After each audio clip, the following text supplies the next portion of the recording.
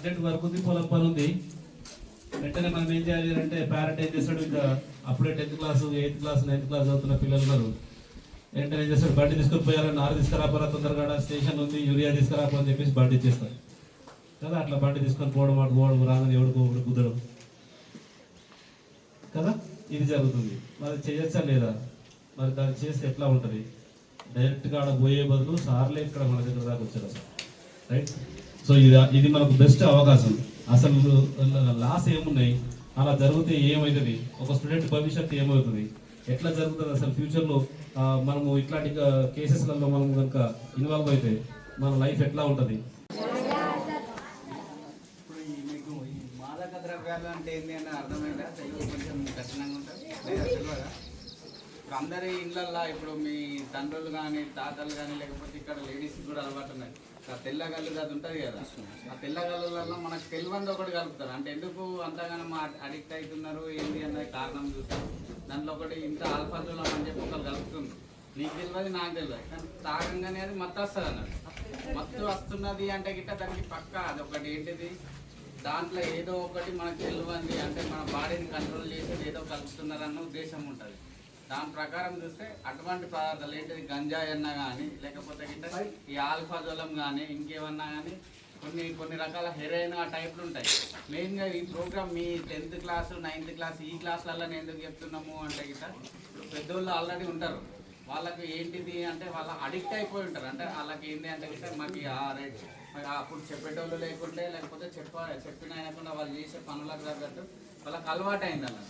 ఇప్పుడు మీకు ఎందుకు చెప్తున్నామంటే మీతోటి పాటు భవిష్యత్తులో కూడా యూజ్ అవుతుంది. ఇది రైట్, ఫలానా సార్ వచ్చి ఇట్లా చెప్పిండు, లేకపోతే ఫలానా సిఐ సార్ ఇట్లా వచ్చి చెప్పిండు, ఇవి మేము ముట్టుకోవద్దు, ఇది ఇట్లా అయితే ఇట్లా మన నాడీ వ్యవస్థ మీద దెబ్బతింటుంది, లేకపోతే దాన్ని ఏమంటారు మన ఆరోగ్యం ఇట్లా దెబ్బతింటుంది. లేకపోతే మీరు మీ ముస్లింలకు చెప్పిండు అనుకోండి, వాళ్ళకి అరే అవునా కరెక్టేనా అన్నట్టు.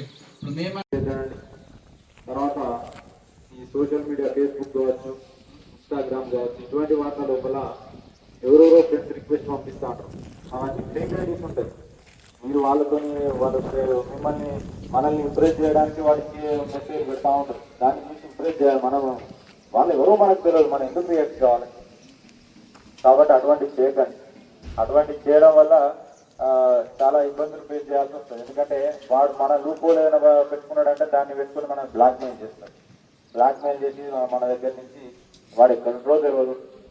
సో ఇంతకుముందు అంటేనేమో వాడికి చాలా పెద్దదానిలో కనబడదు, ఇప్పుడు అది ఏం లేదు. పక్కన యూఎస్ నుండి కూడా వాడు ఇక్కడ ఆపరేట్ చేస్తుంది.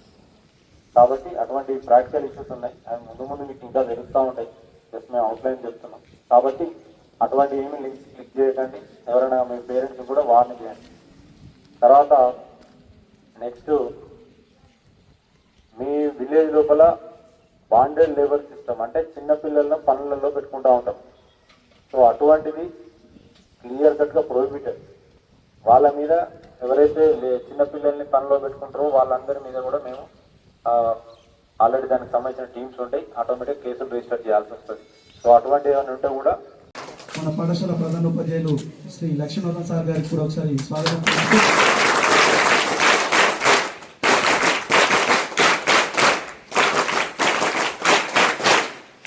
ఈ కార్యక్రమాన్ని ఉద్దేశించి మాట్లాడవలసిందిగా పాఠశాల ప్రధాన ఉపాధ్యాయులు లక్ష్మీనారాయణ సార్ గారికి. Good morning. Good morning. Yes. So మనం ఆల్రెడీ ఇంతకుముందే మనం జూన్ మొదటి వారంలో అనుకుంటాం ఈ అంశం గురించి మనం డిస్కస్ చేసినాం కదా, ఎలా జరుగుతుంది. ఏ ఇన్ఫర్మేషన్ అన్నా మంచి ఇన్ఫర్మేషన్ మనకు ఉంది అని అంటే మనం ఏం చేయాలి, కంపల్సరీగా ఏం చేయాలి, స్ప్రెడ్ చేయాలి మంచి ఇన్ఫర్మేషన్. చెడును ఆపాలి, మన దగ్గర ఆపాలా, మంచి ఇన్ఫర్మేషన్ 10 మందికి పంచే ప్రయత్నం చేయాలి. సో మీరు చెప్తే మీ పేరెంట్ కంపల్సరీగా వింటారు, మీరు చెప్తే మీ అన్నయ్య కంపల్సరీగా వింటాడు. కాబట్టి ఈ ఉద్దేశంతో మన పాఠశాలను చూస్ చేసుకోవడం జరిగింది. దానివల్ల ఏమవుతుంది, ఒక ఊరు మొత్తం బాగుండాలి అని అంటే ముందు ఆ ఊర్లో ఉన్నటువంటి స్కూల్ ఫస్ట్ మంచిగా ఉండాలి. ఆ స్కూల్లో ఉన్న పిల్లలు కరెక్ట్గా ఇన్ఫర్మేషన్ తీసుకోవాలి. అదే ఒక ఉద్దేశంతో ఇక్కడ మన స్కూల్ చూస్ చేసుకోవడం జరిగింది. కాబట్టి ఇక్కడ సార్లు ఏదైతే ఇన్ఫర్మేషన్ ఇస్తున్నారో ఆ ఇన్ఫర్మేషన్ ని మనం ఏం చేయాలి, మన పేరెంట్స్ కి పాస్ చేయాలా, యాజ్ వెల్ యాజ్ మన నైబరింగ్ ఏరియాలో మన చుట్టుపక్కల ఉన్నటువంటి మన ఈ పక్కన ఆ పక్కన బామ్మలు ఉంటారు, పెద్దన్న లాలీలు ఉంటారు కదా, వాళ్ళకు కూడా చెప్పాలి. ఏదైనా జరుగుతుంటే కూడా ఆ విషయాన్ని తీసుకొచ్చి మాకు చేరవేస్తే మీ సార్ వాళ్ళకి చేరవేసినా కానీ దాన్ని అరికట్టడానికి ప్రయత్నం చేస్తారు.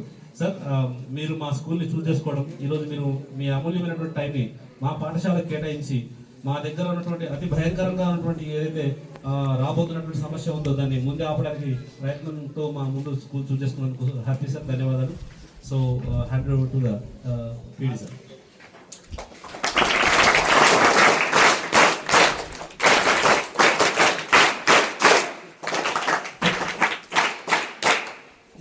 ఈ కార్యక్రమాన్ని ఉద్దేశించి మాట్లాడవలసిందిగా మన ఇందల్వాయి ఎస్ఐ శ్రీ సందీప్ సార్ గారిని మాట్లాడాల్సింది పైన పెట్టాను. ఆ పవర్ వస్తే ఆ పవర్ పెట్టేసి విశ్వన్ చాలండి.